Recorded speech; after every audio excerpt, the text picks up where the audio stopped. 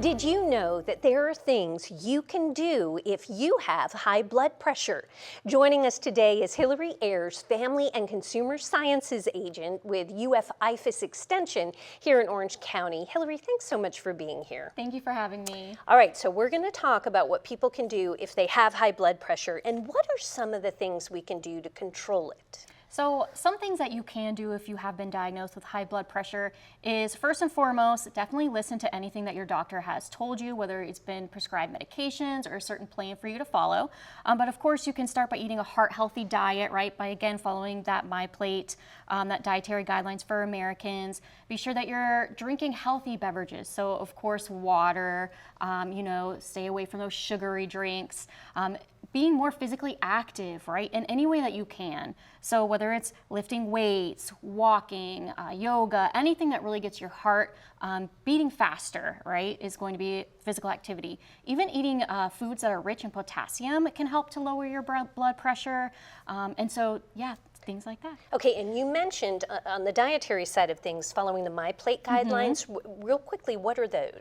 So the MyPlate guidelines, or the MyPlate, is the 5 food groups that we should be eating from every single day. Okay. So those are your protein foods, focusing on lean proteins. Those are your grains, and making half of the grains that you eat whole grains, and then eating a variety of fruits and vegetables of all different colors, because we want to get different vitamins and nutrients and minerals from different colored fruits and vegetables. And then eating small amounts of dairy, but making sure that it's non-fat or low-fat dairy foods. Okay, good advice. Now, how do we know if we have high blood pressure? Are there some symptoms, some signs to look for? So unfortunately, there are no symptoms or signs. The only way that you're going to know is if you're monitoring your blood pressure, whether you're doing that yourself at home, but of course going to your doctor's office. And your doctor is going to, know if you have high blood pressure. What happens is they usually take the average of your blood pressure over 2 visits or more. And so if it's consistently higher with that average, then that's when you'll be diagnosed with high blood pressure. Okay, I didn't know that. Yeah. 2 visits or more before they really consider that indicative of your blood pressure. Yes. Okay. Yeah, because there are certain things, right? Sometimes we're in the doctor's office and we're sitting and they're taking our blood pressure and we're talking, or maybe we're anxious or nervous, right? Sometimes going to the doctor isn't always, exciting for people. It's more nerve-wracking. So there are different things that can play into our blood pressure being higher when it's red. So that's why they want to take the average of 2 visits or more.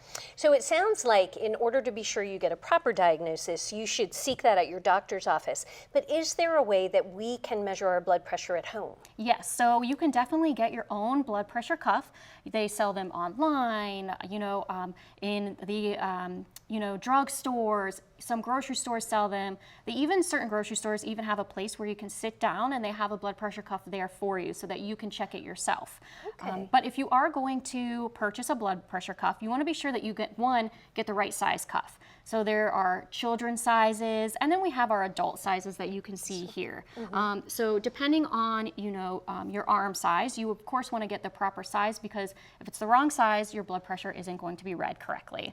Okay. And then what you want to do is... So this is a larger size? This is going to be a larger size here. Okay. It might not necessarily be a different color. So again, it just depends on the brand that you are buying. So just make sure that you're getting that proper width for you. And then some other things that you want to do is, when you're at home and you're getting ready to take your blood pressure, you want to be sure that you are sitting calmly for at least 5 minutes. Okay. You're going to be sitting in a chair with your feet flat on the floor. Your back is straight, and you want to make sure you have some support. You want to be sure that you haven't had any caffeinated beverages or smoked or even exercised 30 minutes before you take your blood pressure as well. Because remember, things like caffeine and exercise can make your heart beat faster. So that's why we want you to sit calmly, right? And make sure you don't ingest or have any of those things before you take your blood pressure.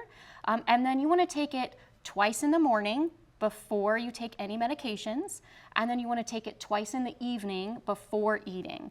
And you want to be sure that you're taking it twice, 1 minute apart, to make sure that you're actually getting an accurate reading. And then what you can do is you can actually keep a log of your blood pressure, and then when you go to your doctor's office, bring that log with you along with any questions that you have to discuss with your doctor. Okay, those are some great tips, and good to know that we can monitor it to some degree on our own at home. Yes. Yes, and of course, once you're monitoring at home, you don't want to diagnose yourself, right? You can see the numbers, right? But you still want to take that log and those numbers to your doctor for a final diagnosis. Okay. And any other tips about doing it at home, Hillary? Again, just be sure you're calm, you haven't done any of those activities. You also Yes. want to be sure that you're not talking while you take your blood pressure, because again, Okay. these are all things that can make the reading not accurate, right? Because we're talking, we're engaging, and we just want to be sure that you're nice and calm. All right, great information. Hillary, thank you so much for being here. Thank you. All right, folks, so now you have some good, helpful information if you'd like to start monitoring your blood pressure at home. But remember, the best place to get a diagnosis is going to be at your doctor's office. So hopefully, we will all be able to be a little more healthy and stay on top of our blood pressure.